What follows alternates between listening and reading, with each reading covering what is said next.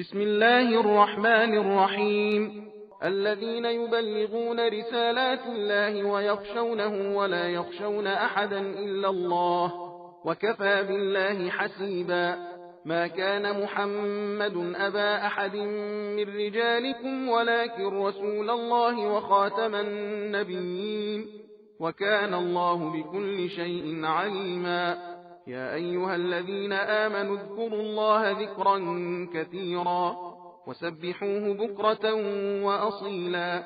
هو الذي يصلي عليكم وملائكته ليخرجكم من الظلمات إلى النور وكان بالمؤمنين رحيما.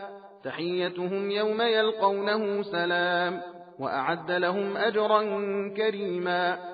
يا أيها النبي إنا أرسلناك شاهدا ومبشرا ونذيرا وداعيا إلى الله بإذنه وسراجا منيرا.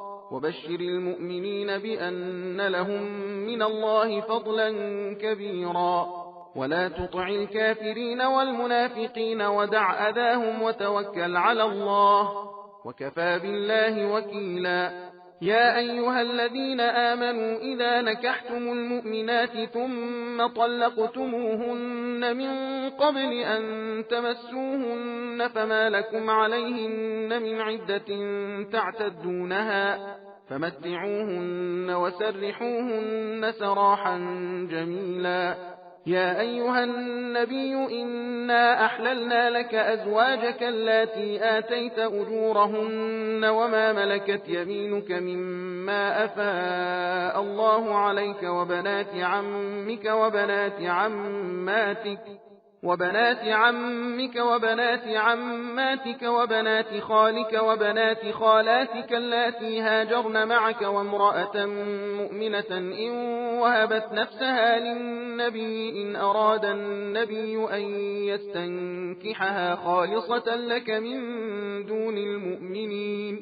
قد علمنا ما فرضنا عليهم في أزواجهم وما ملكت أيمانهم لكي لا يكون عليك حرج وكان الله غفورا رحيما.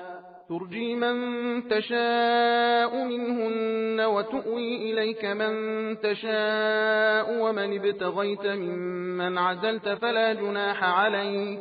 ذلك أدنى أن تقر أعينهن ولا يحزن ويرضين بما آتيتهن كلهن والله يعلم ما في قلوبكم وكان الله عليما حليما. لا يحل لك النساء من بعد ولا أن تبدل بهن من أزواج ولو أعجبك حسنهن إلا ما ملكت يمينك وكان الله على كل شيء رقيبا. सबील कुरान हिदायत का